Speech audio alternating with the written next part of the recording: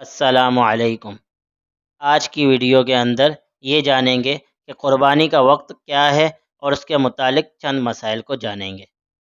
تو سب سے پہلی چیز کہ قربانی کا وقت کیا ہے۔ قربانی کا وقت 10 ذی الحجہ کی طلوع فجر کے بعد سے 12 ذی الحجہ کے دن غروب آفتاب تک ہے۔ اب اس کے متعلق چند مسائل کو جان لیتے ہیں۔ پہلا مسئلہ ہے کہ شہری کے لیے قربانی نماز عید سے پہلے جائز نہیں، یعنی کہ جو بندہ شہر میں رہ رہا ہے تو اس کے لیے یہ جائز نہیں کہ وہ نماز عید سے پہلے قربانی کرے۔ دوسرا مسئلہ ہے اگر شہری اپنا جانور قربانی کے لیے دیہات میں بھیج دے تو وہاں اس کی قربانی نماز عید سے پہلے جائز ہے۔ تیسرا مسئلہ ہے دیہاتی آدمی جو شہر میں اپنی قربانی کر رہا ہو تو اس کے لیے وہاں پر نماز عید سے پہلے قربانی کرنا جائز نہیں۔